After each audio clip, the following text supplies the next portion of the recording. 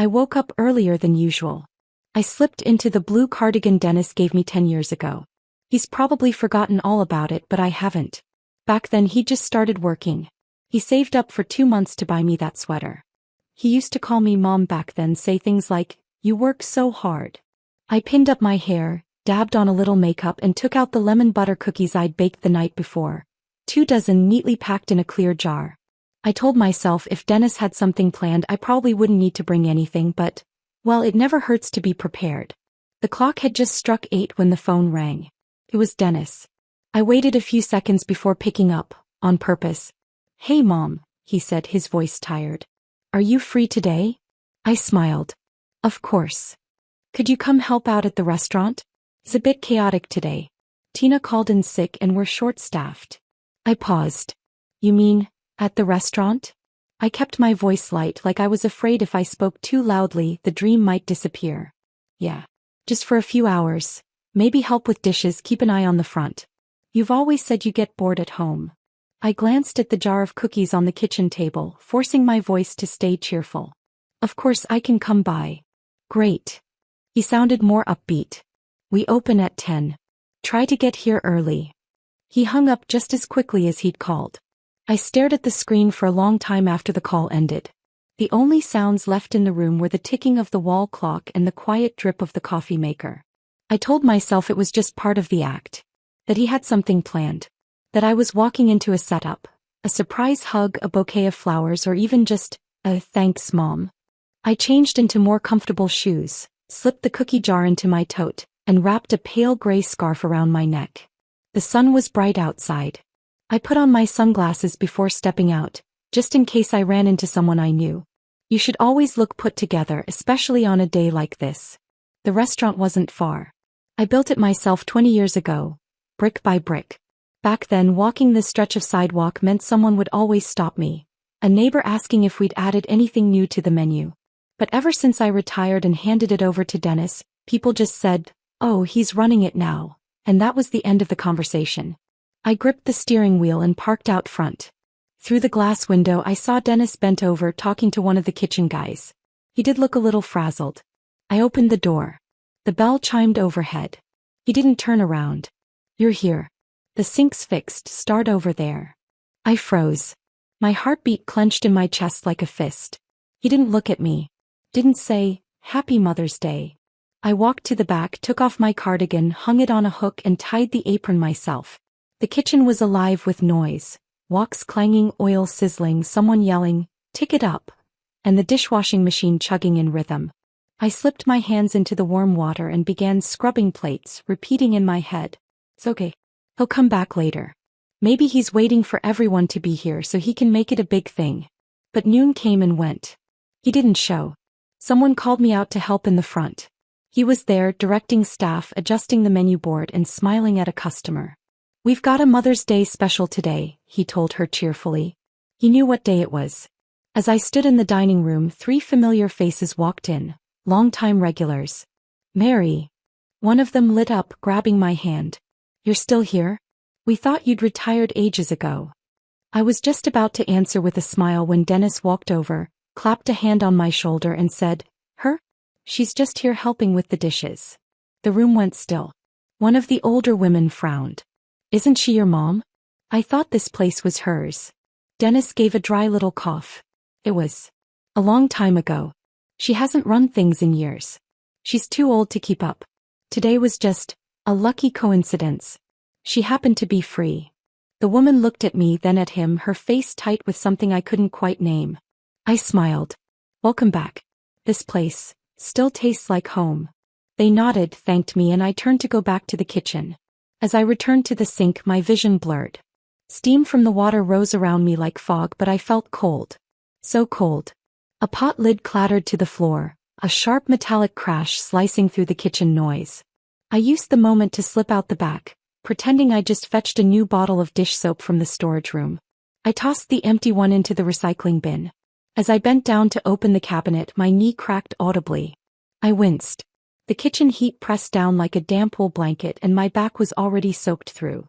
A group of young cooks crowded around the stove, barking orders, moving fast. Not one of them turned to look at me. There was a time I ran this kitchen commanding a team of over a dozen. I knew when a burner needed a new cap, knew which pan cooked meat with the best sear. I was the backbone of this place, the center everyone orbited around. Now I was just the old lady doing dishes. The door chime rang from the front. I didn't look up, but the voice was unmistakable. Someone said Mary's here today? I was just thinking about her roast chicken pie last week. My hand stopped mid-motion, heart jarring in my chest. I knew exactly who it was, Mrs. Green. One of our oldest regulars. She and her husband came every Saturday, ordered the same thing, sat in the same booth. A bit of a chatterbox, but she had a refined palate. I peeked around the corner. She stood at the counter in sunglasses, grinning brightly. I couldn't help myself. I walked over. "Hi, Mrs. Green. It's so good to see you." She pulled off her glasses and the moment she recognized me, clasped my hand. "Oh my gosh, Mary. You're really here? Your son never told us you were back. Are you making the chicken pie again?" I opened my mouth to answer, but before I could speak, Dennis's voice cut in, familiar but flat. "She's not in the kitchen today, Mrs. Green." He came over smiling, eyes flicking with something close to irritation. "She's not really working here. She's just our neighbor, helping out because we're short-staffed." Mrs. Green blinked. She looked from him to me. "But she used to run this place. She was the owner, right?" Dennis chuckled lightly. "That was a long time ago. I run things now. She's been retired for years, just enjoying life." For a moment the whole world went silent. I stood beside him, close enough to touch, but it felt like I was watching from behind glass, seeing him speak but hearing nothing familiar in his voice. "Anyway," Dennis continued, "Jerry's our head chef now. His Italian specials are great. Want to give the lasagna a try?" I stood there frozen, listening to them talk like I wasn't even there. Mrs. Green gave me a quick, uncertain look before nodding. "All right then. I'll have the chicken lasagna." I turned around and walked back to the kitchen, my fingers clenched around the edge of my apron. That line, "She's just our neighbor," rattled in my ears like a saw. Back at the sink, I gripped the faucet for balance. My fingers stiffened, knuckles tight. I turned the water on. It rushed out, masking every other sound. I stared at the dishes, unfocused, until a young man walked over and handed me a tray caked with sauce.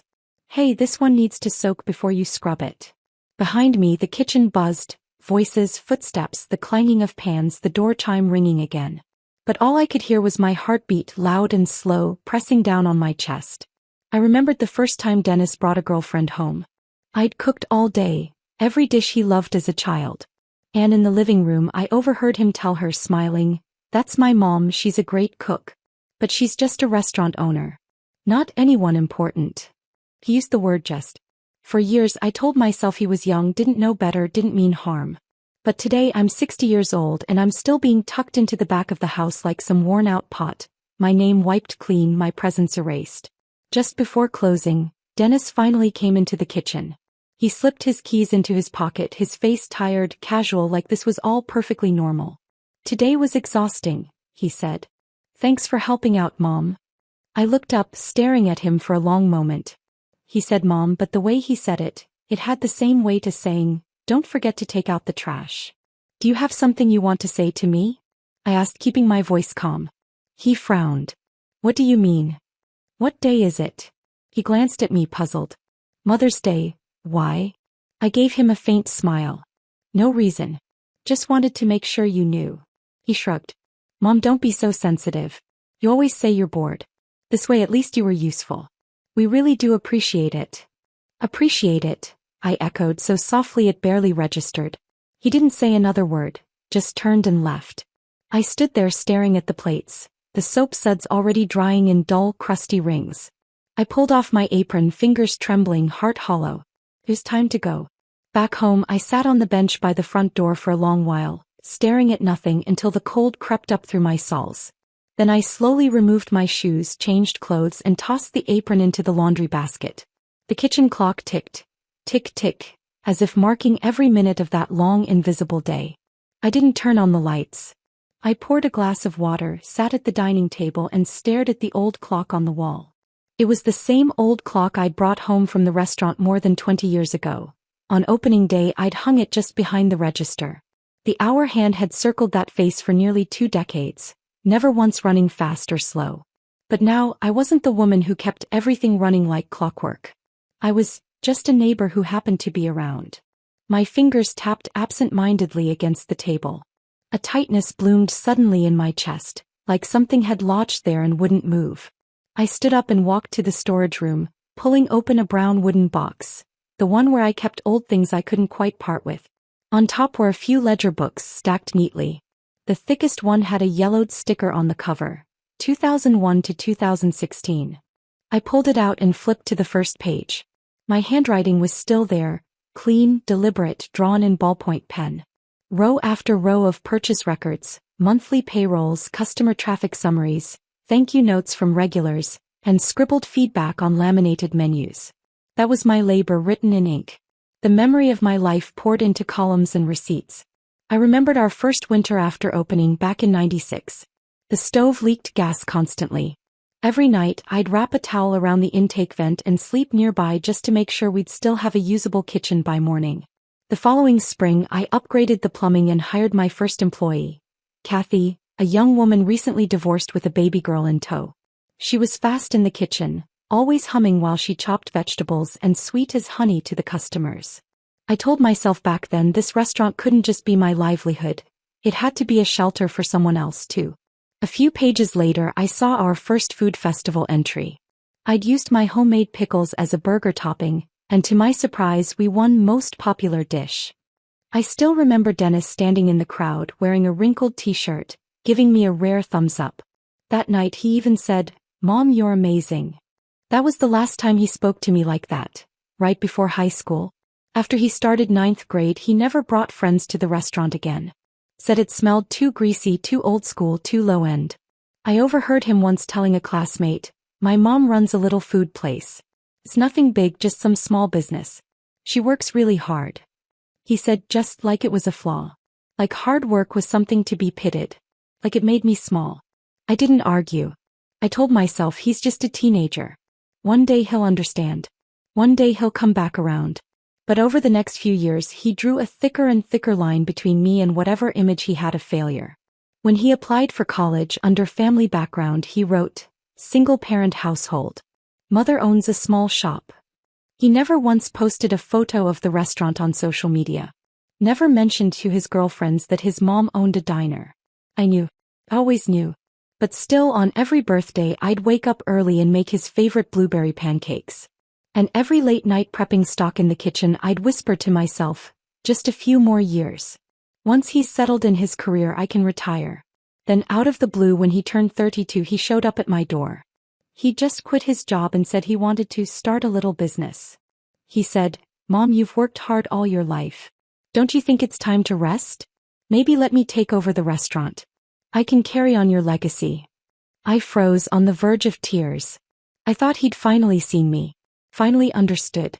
But I didn't know that he'd already taken out a second mortgage on his house. That his car was days away from being repossessed. That Mag had screamed at him until she locked herself in the bedroom. He wasn't worried about me. He was out of options. Mag had once said to me over the phone, the restaurant was going to be ours eventually. Might as well hand it over to Dennis now and save everyone the hassle. Her tone was like she was talking about cashing in an expired check. The day I stepped down, I gathered all the staff, handed out red envelopes, and told them I was finally going to rest, maybe travel, maybe learn something new just for me. They cried. I smiled and told them not to. But the truth was, I wasn't ready to say goodbye. I thought giving it to him was the greatest gift I could offer.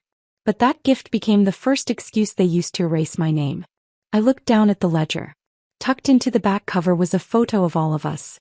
Kathy on the left, flashing a peace sign. Behind her stood Tom the head chef, Emily the waitress, Marlon the cashier, and Dennis in the corner, awkward but smiling. I traced the photo with my fingertips and realized, I hadn't lost everything just today. I started fading from my own story the moment I said the words, "I'll let go."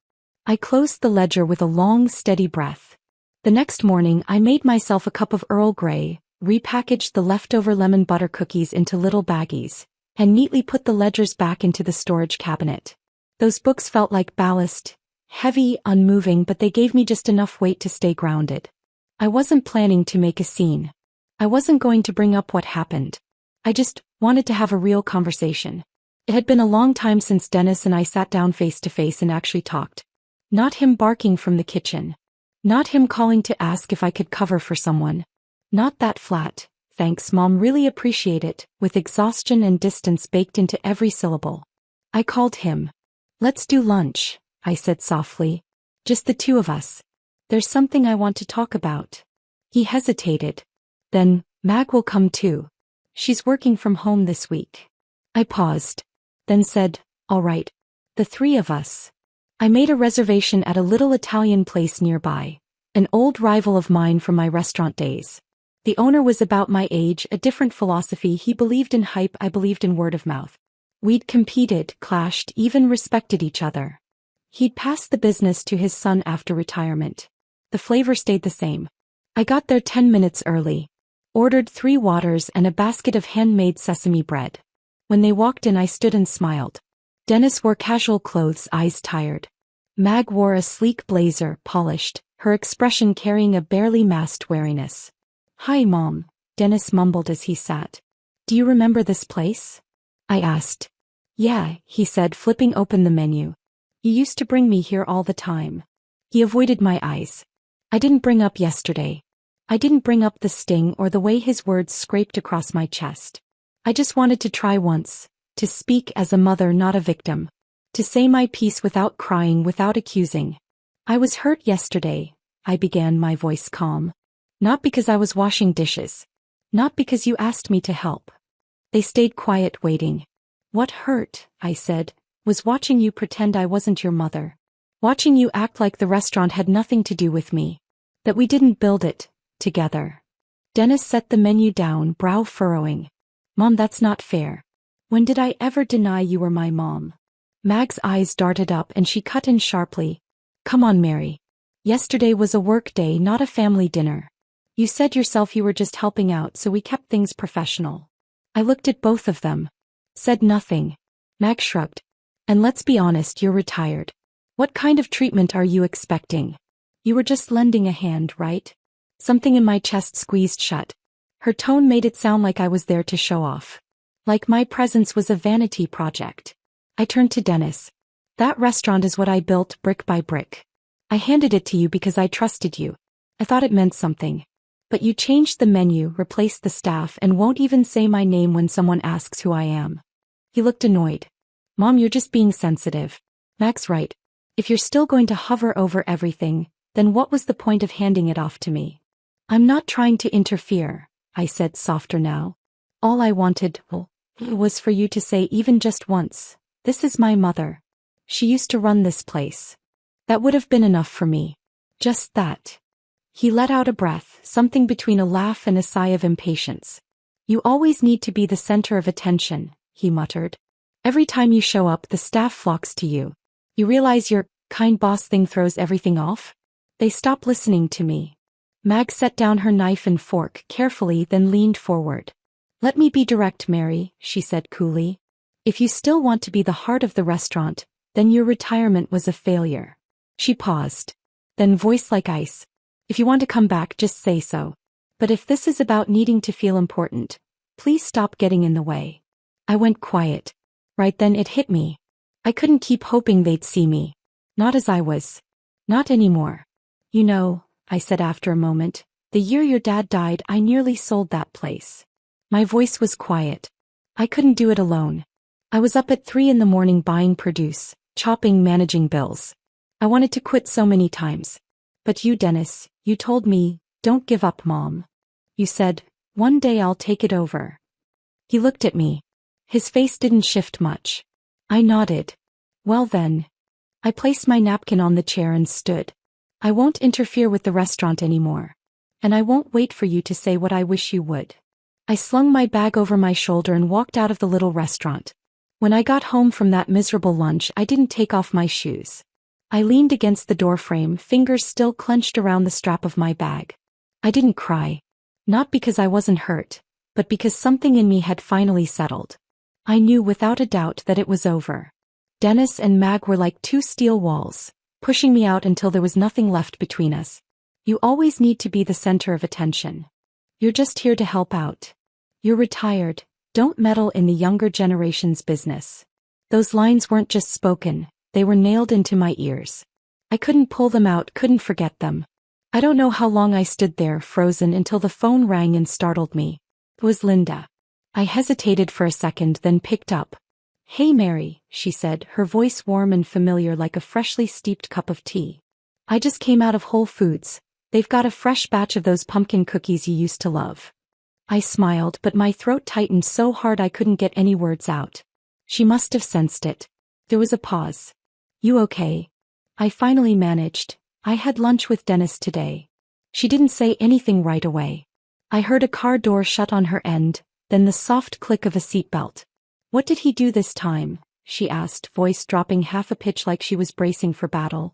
I took a slow breath and told her the story, just the basics of what happened at lunch. She didn't interrupt. Just murmured the occasional aha or and when I got to the end, I told them I won't interfere anymore. I won't wait for them to acknowledge me. She was quiet for a beat. Then she said, "You finally said it." I sat down at the kitchen table, and that's when the tears finally came, quiet, heavy, sliding down my chin. Did I wait too long to see them for who they are? My voice shook. "Mary," she said firmly, "you didn't wait too long. You were holding out hope. That's not foolish. That's faith. That's what people with heart do when it comes to family." I let out a shaky laugh, my voice catching in my throat. "You ran that restaurant for how many years?" she went on. "From pre-dawn prep to the last customer's bill. You did all of it. Alone. Why the hell do you need their permission to be proud of it?" I wiped my face with my sleeve. "I'm coming over," she said suddenly. "Don't argue. I know you're sitting there alone, curled up in that same kitchen chair." I shook my head with a smile. "You haven't changed a bit." "Good. I better not have. I was with you when we co-wrote that speech for the high school debate team at 15. I baked you a retirement cake when you turned 55. If I don't show up now, I'd be breaking the sacred best friend code." As she talked, something inside me began to ease. Half an hour later, she stood at my door holding pumpkin cookies, 2 bottles of wine, and a whole bag of discounted multi-grain pizzas from the store. When she stepped through the door, it was like a breeze blew the whole house awake. "I ran into Kathy on the way," she said, tossing her coat over a chair. "She's job hunting again.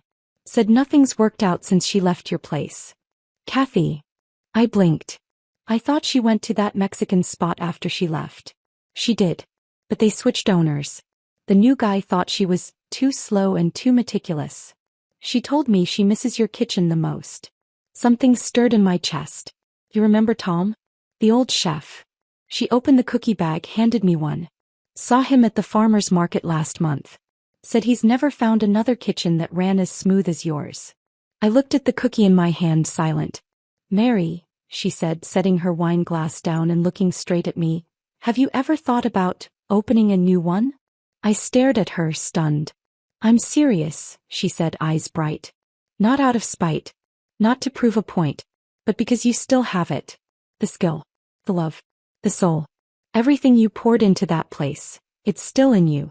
You didn't lose." "Linda, I'm 60, I said quietly. "And," she shot back, "you still cook. You understand people better than half the restaurant owners in this city. This is the era of community buzz, nostalgia menus, comfort food revivals. Open something new, Mary's Table. I swear I'll blow up my entire Facebook feed." I looked at her, unable to answer. "You don't have to do it alone," she added, voice softening. "I'll front your first investment." I looked up, eyes suddenly wet again. "You're insane." "Then you'll just have to be insane with me." She grinned like the teenage girl she used to be, the one who never backed down from anything. That night we talked for hours. About old staff, forgotten recipes, kitchen setups, and social media handles. I don't remember what time we finally went to bed. But I do remember this. Before I turned off the lights, staring up at the ceiling, I felt something I hadn't in a long, long time. Hope. The next morning, I put on my navy blue trench coat, slipped on my sunglasses, tucked a pen and notepad into my pocket, and walked out the door, forgetting my phone entirely. I didn't know where I was going. I just knew I couldn't sit at home any longer, nursing hope like a lukewarm memory I was afraid to let go of. I drove past the street where my old restaurant stood. Dennis was still using the sign I left behind. Those faded gold letters, chipped and weathered. He hadn't replaced them. Maybe he was too lazy. Or maybe he thought they'd give him a little boost of nostalgia clout. But I didn't stop. I took a turn and veered onto another street, one I hadn't walked in over 10 years. It had changed. The old shoe repair shop was now an artisanal coffee house. The laundromat had been gutted and transformed into a cozy dessert cafe with wood-paneled siding and pastel signage. I parked and got out. I wasn't even halfway down the block before something stopped me cold. A gray-blue two-story building on the corner. On the glass door was a paper sign, "For lease, contact L. Goldman." I stood there staring at that glass door for 2 full minutes. Then, with no idea where the courage came from, I pulled out my notepad and jotted down the number. Back in the car, I dialed it. On the 3rd ring, a low male voice answered. "Hello." I cleared my throat. "Hi. I'm calling about the storefront on the corner. Is it still available?" Pause. "Oh yes. Are you interested?" "I used to run a restaurant," I said. "For over 20 years. I'm thinking of starting again." "Well then, you've picked the right place," he said, his voice warm. "Used to be a fast food spot. Kitchen equipment's still there, utilities are live. It's not on a main strip, but being on the corner gives it good exposure. I get 3 or 4 calls a month." I tightened my grip on the phone. "When would you like to see it?" "This afternoon." "Perfect. I'll meet you there at 3. After we hung up, I leaned back in the seat, eyes closed. My palms were damp, but my chest felt strangely buoyant. I drove straight home. Linda was standing in my kitchen, lifting the lid off a pot of porridge. "Knew you'd skip breakfast," she said. I dropped my bag on a chair. I found a space. She nearly dropped the ladle. "What? Already?" "Corner spot. Used to be a fast food joint. I'm touring it at 3. She gave me a thumbs up with one hand while scribbling furiously with the other. "Okay, then we need a checklist. Funding, staff, menu, launch buzz." I nodded but didn't speak right away. She looked up. "What is it?" I stirred my coffee slowly. "I'm not sure if I should dip into my retirement fund." She paused. I met her eyes. "That's my life savings. My fallback if I get sick or need long-term care. I'm not scared of losing money. I'm scared of giving it everything and still walking away empty." She sat down across from me, her voice soft but steady. "Mary, I get that. I'm scared too. But tell me this, aren't things already bad enough as they are?" I nodded. "That's why I'll use part of it. I've got a line I won't cross. But I don't want to rely on it entirely." Without hesitation she said, "Then let me cover the rest. Mia just paid off her student loans.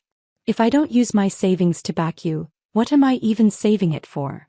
My throat tightened again, but I didn't let her see. That afternoon we toured the space together. The moment the door opened, I was hit with a wave of smells: metal, grease, and the faint edge of mildew. The ghosts of a working kitchen. I walked through slowly, letting my fingers glide across the tiles and countertops, almost hearing spatulas clinking and voices calling out from behind the fridge. The landlord was straightforward.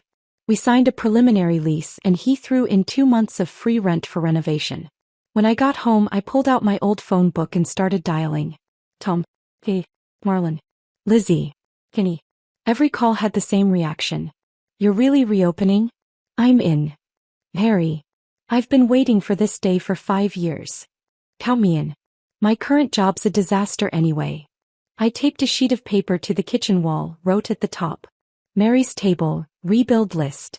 Underneath, in 2 neat columns, "Completed. Staff contacted. Lease signed. To do. Equipment inspection. Menu draft. Launch promotion." That evening, Mia came over with her laptop. "God, Mom," she said, "I'm building you an Instagram account. Also, we're making a teaser video for TikTok." I laughed. "I don't even know how to spell TikTok." She rolled her eyes.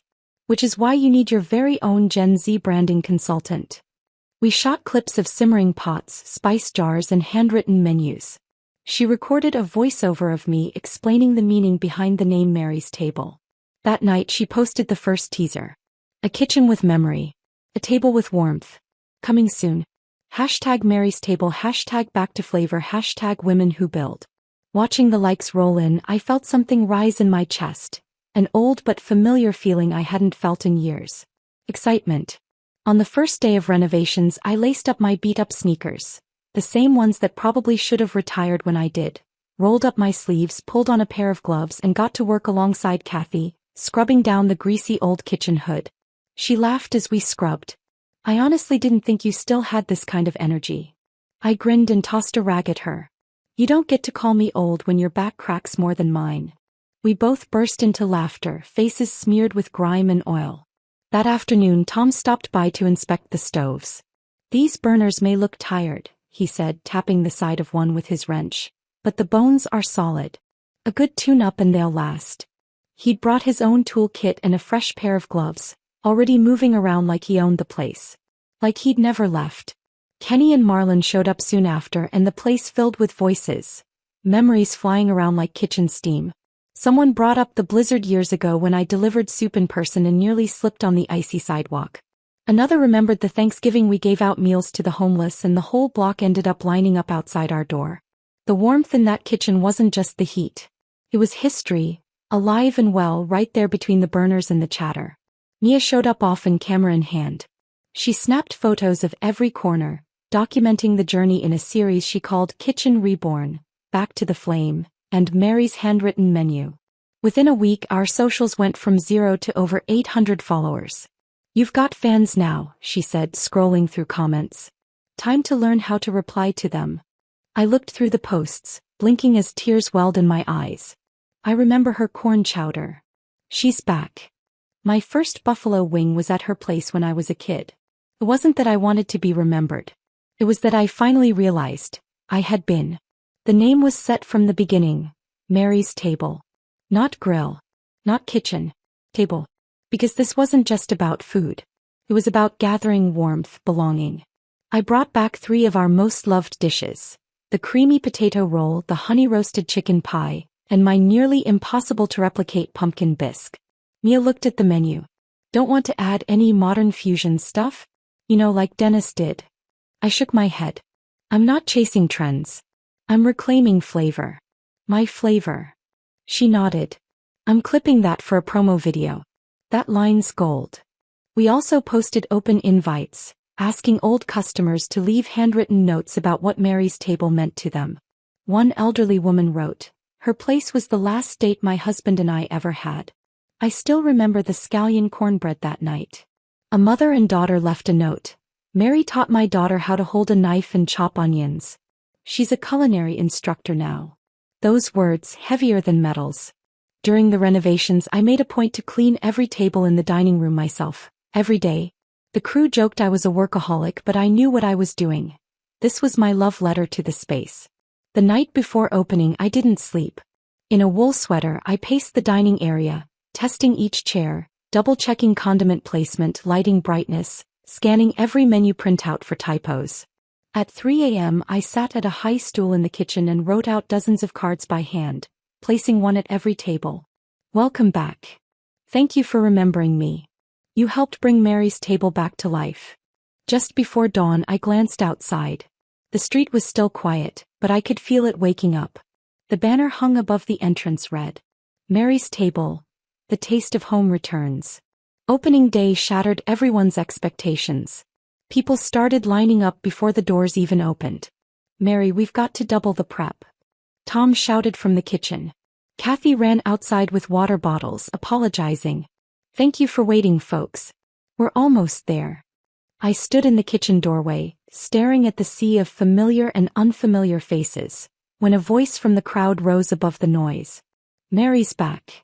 Applause erupted. For a moment I forgot how to move. Until Marlon leaned in and whispered, well? What are you standing there for? Open the doors, boss. And I smiled.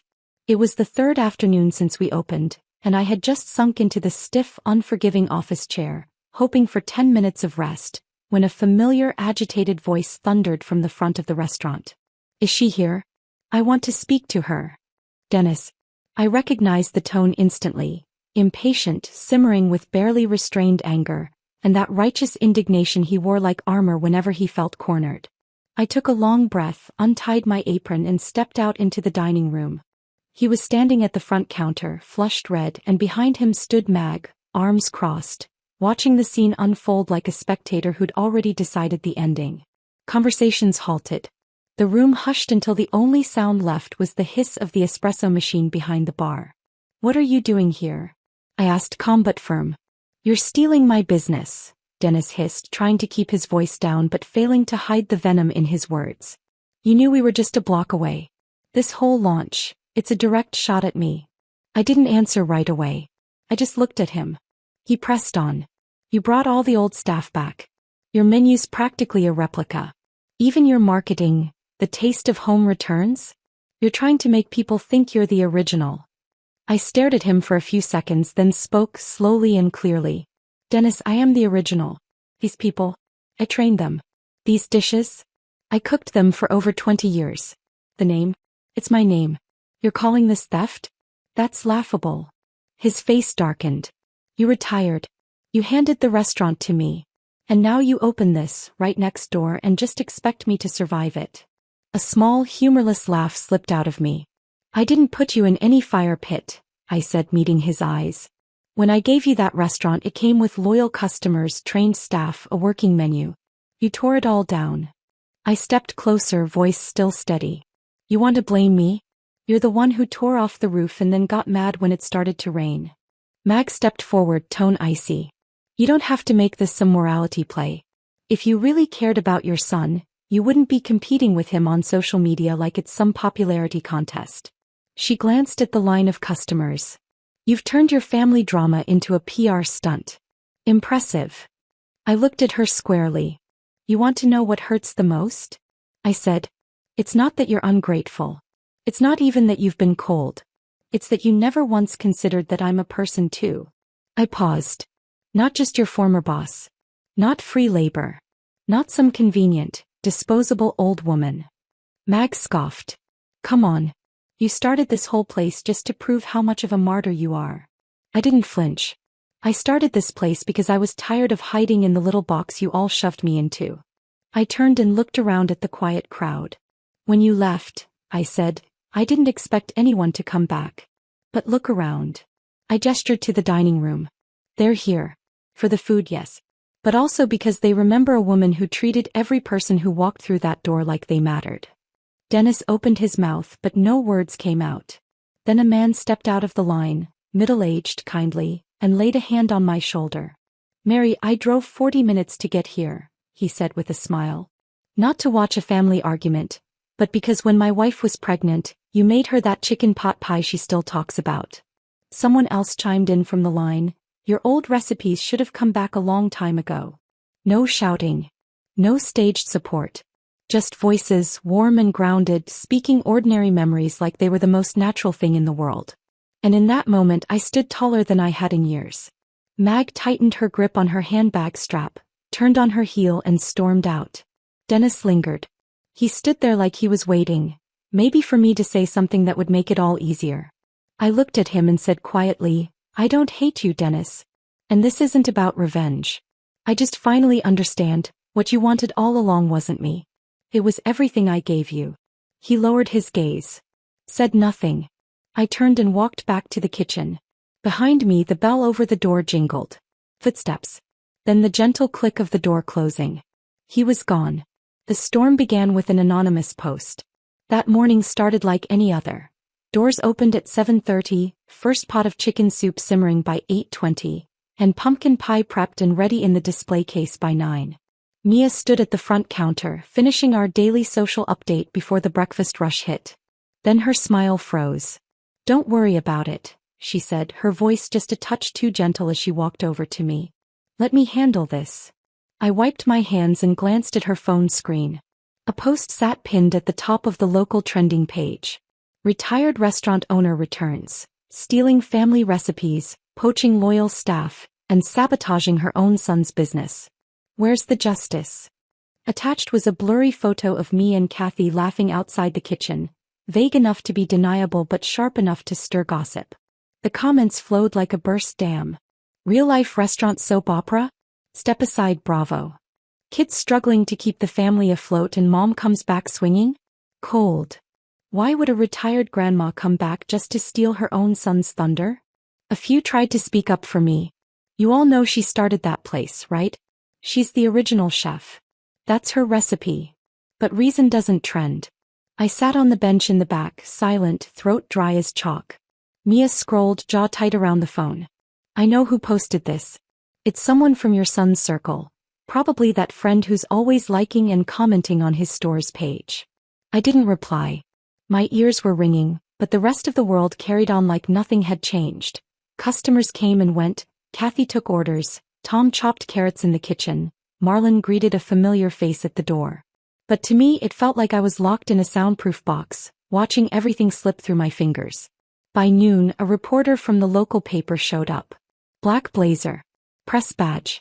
Professional smile. Ms. Mary, we received a complaint and were asked to follow up on accusations about copied menus and unfair competition. Would you be willing to comment? I looked her dead in the eyes, my voice calmer than I expected. Of course. You want to sit and listen or stay standing while I tell you about 20 years of building flavor from scratch? She blinked, then nodded and stepped inside. I sat her in the window booth and poured her a cup of coffee. Then I reached into the office and pulled out my oldest ledger, the one with 20 years of grease-stained pages, handwritten measurements and scribbled menu drafts. This is my story, I said, flipping to the first page. Maybe read it before you decide whose version deserves ink. She didn't interrupt. Just turned the pages slowly, occasionally whispering, "Wow. These sauces, are the ratios the same as your son's?" I smiled. He learned them from me. But he cut the sugar in half. Customers hated it. You can try both and taste for yourself. She nodded, sipping her coffee. No more questions for now. The next morning the paper ran the piece. She's not a copycat grandma making a comeback. She's the source, the origin of the recipe. And just like that the tide began to turn. Old customers left comments on our page. Mary's return is the real comeback story. That pumpkin soup? It's not just food, it's memory. We remember the woman who greeted us by name and brought us warm bread before we asked. Someone even posted a vintage photo of me standing outside my old restaurant, wearing a navy apron, smiling, holding a roast chicken platter. As Mia shared the post, she read one aloud. "Grandma, you're going viral." I laughed, eyes wet. Let's just hope it's not that kind of viral. She nudged me, grinning. You're crazy in the best kind of way. But Dennis didn't stop. He posted a long statement on his business page, accusing me of manipulating the media, emotionally blackmailing staff, and orchestrating a smear campaign. He attached a few selectively edited video clips, painting me as some conniving old woman staging a PR war. That evening I stood in the kitchen doorway, watching the last of the sunlight fade beyond the windows. Linda walked in through the front, holding a printed editorial in her hand. She spread it on the table. "No small talk. You don't owe anyone an explanation. But they'll think I stole their future," I said, my voice barely audible. She slid the paper closer. It was a screenshot of a new 5-star review posted just hours before. She didn't steal anything. She just finally chose to stop being robbed. I stared at that line for a long time, realizing I had been clenching my fists so hard my palms were damp with sweat. "Linda," I whispered, "did I make the wrong choice?" She stepped close and wrapped her arms around me, her voice soft but unshakable. "No, Mary. You didn't make a mistake. You finally stood tall." It was a gray day. While I was sautéing onions that morning, the sky outside looked like someone had whipped up a batch of meringue and forgot to fold it. Dense, heavy, and streaked with uneven whites. The air smelled damp, but the stovetop was blazing, and the clang of spatulas echoed through the kitchen like a familiar rhythm I could follow with my eyes closed. I was in the middle of prepping ingredients when Mia's voice called out from the front. "Mary, you've got a visitor." Instinctively, I wiped my hands on my apron and walked toward the dining room. From across the room I saw him. Dennis. He sat tucked into a corner booth, head bowed, clutching that faded gray baseball cap he always wore, like a high schooler summoned to the principal's office. I froze for a second, then nodded to Mia. "I've got it." As I approached, he looked up. His eyes were bloodshot, face tired, stubble mist in patches like he'd half tried to clean up. Even his voice, when it came, sounded sleep-deprived and softer than I remembered. "Mom." I sat across from him. Didn't speak. He kept rubbing the rim of his cap between his fingers. After a moment he said, "The restaurant's gone." I said nothing. "Last Friday was our final day. Mag, she left." His voice softened like the structure inside him was collapsing joint by joint. She said she was done. Said this wasn't the life she wanted. Said she didn't want to be with a man who blamed all his failures on his mother. He looked at me, eyes dulled, stripped of defense. Did you know it would end like this? I inhaled gently. My voice came out clear and calm. I never wanted you to fail. I just wasn't going to clean up after you anymore. He gave a hollow laugh and leaned back. At first I thought you were doing it on purpose. Trying to prove I couldn't do it without you. He glanced away. But then I watched your place. The customers, the staff, the energy in there. I wasn't jealous, Mom. I was in awe. His voice dropped lower. You still have that spark. You're still alive in it. I looked at him, and in that moment, memories hit like waves. Staying up late filling out school applications, saving every extra penny to buy his first-year college books, mending his torn track pants, writing his first resume while he rolled his eyes. And now he was sitting across from me, whispering something I'd waited a lifetime to hear. I'm sorry. I closed my eyes briefly. Yes. I had dreamed of hearing those 3 words. But now that they were here, they couldn't undo what had already been swallowed and buried. Couldn't rewind the years I spent being invisible. I don't hate you, Dennis, I said softly. And I haven't been waiting for an apology. Then why didn't you help me? He asked, voice cracking with urgency. We could have worked together. I could have listened. I would have. I held up a hand, stopping him gently. It's not that I refused to help. It's that you never once asked if I wanted to be respected. He clenched his jaw. I'm tired. I know, I said. So am I. But when you were tired, you came to me expecting support. When I was tired, I was told I was being too sensitive. Or that I was in the way. His eyes brimmed with tears again. You always saw me as a backup plan. No, chef. Call Mom. Business down. Blame Mom. Life not going your way. Must be something Mom failed to give you. My voice stayed gentle, but every word landed square. He opened his mouth, then shut it again. I leaned back and glanced out the window, where the maple tree was beginning to shed its leaves. I used to see you as my whole world, Dennis. But now, I know I'm allowed to have a world of my own. Silence settled between us, soft but final. Eventually he stood. Held his cap in both hands. He looked like a boy who forgot his homework and couldn't lie his way out. So, can I still come by sometimes? Eat your cooking? He asked, his voice barely above a whisper. I looked up at him. As long as you treat me the way you treat any customer, with respect. He nodded slowly. Tried for a smile. It wavered but held and then turned toward the door. He didn't look back. It was a Monday 6 months after Mary's table reopened, and we were closed for a day to fix the exhaust system. With no customers coming in or out, the restaurant was unusually quiet. The air still held the scent of yesterday's roasted pumpkin and honey-glazed chicken, clinging to the walls like a memory. I stood in the dining room wiping down one of the tables. The wood grain curved in tight rings like tree lines. Like time whispering, you've come far enough. Mia sat behind the bar, sipping coffee while typing on her laptop. We've got an interview next week, she said without looking up. Local morning radio. They're doing a feature on the return of old-school cooking. I chuckled. So now frying a chicken earns you airtime? She looked up, eyes bright. You're not just frying chicken. You're the soul of this street. I shook my head, about to reply when the front door opened. Kathy, Tom, and Marlon walked in. They were supposed to be off today, but of course they showed up anyway. Said they didn't know what to do with themselves, Mia whispered. Tom brought in a pot of his own version of corn chowder, setting it proudly on the kitchen stove. Try this. See if it's worthy of next month's menu. I took a spoonful. You went light on the cream, but honestly it's pretty damn good. He lit up like a little kid. Looking around at their familiar faces, something stirred in my chest. An idea that came to the surface quietly but firmly. I want to make this place ours, I said. They paused mid-conversation, confused. I walked to the chalkboard wall near the front and wrote in bold, slow strokes. Mary's table isn't just mine. I turned to face them. I don't want to carry everything alone anymore. Not because I can't, but because I've finally learned that being independent doesn't mean fighting every battle solo. They slowly moved in closer. I'm giving partial ownership of this place to you, my core team. Put it in writing. No ambiguity. This isn't about working for Mary. This is about protecting something together. Kathy's eyes went glassy. Tom nodded so fast I thought he'd hurt his neck. Marlon clenched his fist, voice cracking. My wife's gonna cry for a week when she hears.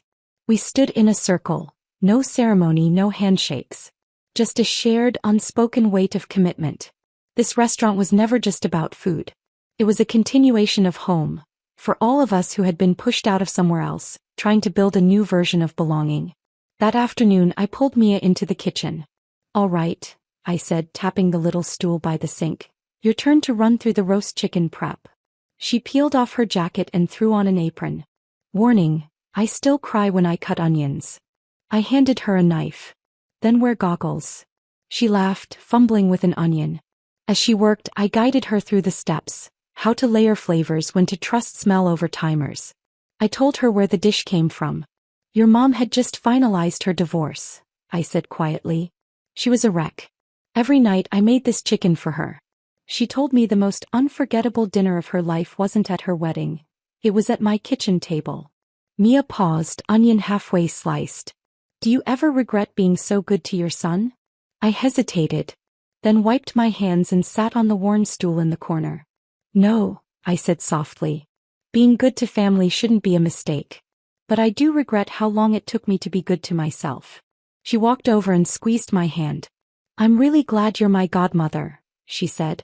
I looked at her, and suddenly that aching hole inside me, the one I thought Dennis had carved out, didn't feel so empty anymore. Not because he filled it. Not because Mag stole it. But because I had rebuilt it piece by piece on my own terms. I taught her how to check the oil's shimmer for readiness, how to tell if the sauce was thick enough to coat the back of a spoon. She scribbled notes, snapped pictures, and kept asking, but why this step? She was a real apprentice. And I was finally the kind of teacher who no longer needed to prove anything. By nightfall we had finished cleaning. We stood in the front, looking up at the soft yellow glow of the pendant lights. So what's the plan now? Mia asked. I smiled. Thought about it. I won't be in the kitchen every day anymore. Second retirement? I laughed. Not quite. Just a different kind of legacy this time. One I get to write myself. The days passed softly, one after another, and before I knew it, Mother's Day had come again. This time I didn't wait by the phone for a call from Dennis. But still, I woke at 6 as if my body remembered something my mind had already let go of. Morning sunlight spilled into the kitchen, catching the edge of the handwritten menu I'd finished the night before. I sat on the edge of my bed, staring at the paper for a long time. Read. Tonight at 6 p.m., Mary's Table Mother's Day special dinner. For every story that belongs to a mother. I washed my hair, put on a new floral blouse, and slid on the old silver bracelet Mia gave me last year. The one she said looked like something a classic woman with a little bite would wear. When I got to the restaurant, Linda was already at the door, holding a giant bouquet of sunflowers. Happy Mother's Day, Mary, she grinned. Ready to be hugged and praised half to death? I hugged her back, laughing. I'm the community mother now. I have a standard to uphold. The moment we opened the door, warmth rushed in with the light. Mia was stringing balloons and paper lanterns in the front room. Kathy arrived with her granddaughter in tow. Marlon's wife brought a basket of handmade cookies. Tom came out from the kitchen carrying a glass jar filled with folded notes. We made this for you, he said. Every note has something you once said to one of us. We remembered. I unfolded the first one. It doesn't matter what the customer orders. What matters is whether they felt seen. My eyes instantly welled. Are we open for business today? Someone asked. I shook my head. No walk-ins tonight. We're only open for one purpose. We spent the whole day preparing. The kitchen simmered with pumpkin bisque and creamy braised chicken. Marlon baked his honey sweet potato tart. Tom insisted on making his signature corn pie and tested the crust 3 times to get it right. The heat in the kitchen felt like summer. Music played softly from the speakers. The whole place seemed to breathe, waiting for night to fall. By 6, guests began to arrive. The room filled quickly. Outside, the sky dimmed into lavender. Inside, the lights flicked on. Pendants, sconces, and the small lamp beneath the handwritten welcome sign, all glowing like candlelight. Mia stepped up to the mic. Tonight, she said, her voice clear and warm, we're not telling a story. We're inviting every mother here to tell her own. The Mother's Day dinner at Mary's table had officially begun. I stood by a round table and raised my glass. I want to toast every woman who has ever been treated as obligatory. In the home, in the kitchen, in life. You are not the extra. You are not the help. You are not someone's old neighbor. You are the center. The flame. The reason this table even means something. Applause broke out, soft at first, then rolling like gentle waves from one table to the next. I looked around at the women in the room. Some with silver hair, some still carrying toddler bags, some in pearls, some in sneakers. But all of them had that same light in their eyes. An elderly woman stood up, her voice trembling. My daughter asked me not to wear anything too loud to her wedding. So I wore a beige suit that matched the carpet. I smiled for photos, then cried alone in my room that night. But tonight I wore my red dress. Because Mary reminded me, we are not decoration. Another guest, a single mother, shared how she gave up college to raise her son and went back to school 10 years later. I don't regret the sacrifices, she said. But I'm even prouder of the choices I'm making now. More applause. Then more. Mrs. Green raised her glass. Mary is the leading lady of this street. You didn't come back. You belonged here all along. I clinked my glass to hers and said, to every woman who's ever been underestimated, forgotten, or dismissed, but never stopped choosing herself. In that moment, I wasn't the neighbor lady anymore. I wasn't the kitchen helper. I was Mary, the name on the sign, the echo in their voices, the meaning behind the table. Later that night, Mia played a video she'd edited in secret, short interviews with women from the community. She showed me that 60 isn't the end. It's just another comma. For the first time, I'm proud to say, my mom is who I admire most. The room quieted. I stepped to the mic one last time. Last year's Mother's Day was one of the hardest days of my life, I said. But tonight, I choose to give it a new meaning. This isn't just a holiday. It's the day we take our names back. After the dinner ended, it took us over an hour to clean the place up.